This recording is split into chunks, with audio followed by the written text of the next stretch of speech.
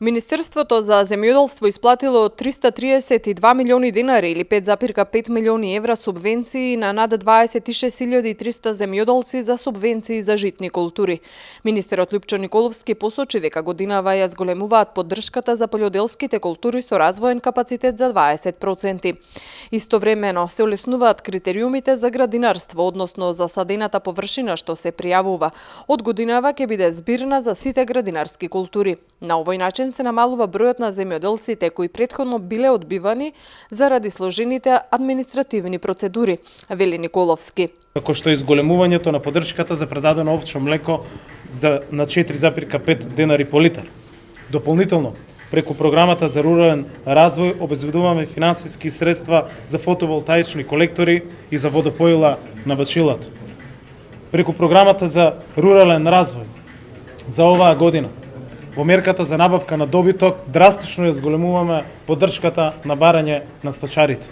Ако минатата година предвидовме околу 200.000 евра, оваа година 90 милиони денари или 1,5 милиони евра се обезбедени за набавка на приплатен добиток по нови критериуми кои што ги бараа сточарите, односно по олеснителни критериуми за нив.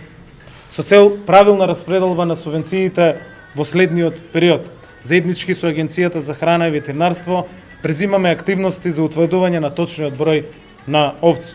Од овој месец до 30 јуни ќе се спроведат активности за земање на крв за испитување на бруцелоза од сите овци, вакцинација, како и вакцинирање на кај овците кое што ќе биде субвенционирано со 50% од страна на државата.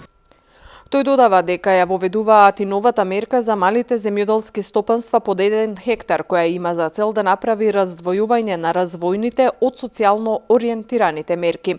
Од оваа година 6.000 денари по хектар изнесува субвенцијата за земјоделците кои имаат до половина хектар земја, а 12.000 денари за оние кои имаат од половина до 1 хектар земја. Преку оваа мерка се враќаат 130 милиони денари кај земјоделците, велат од ресорното министерство.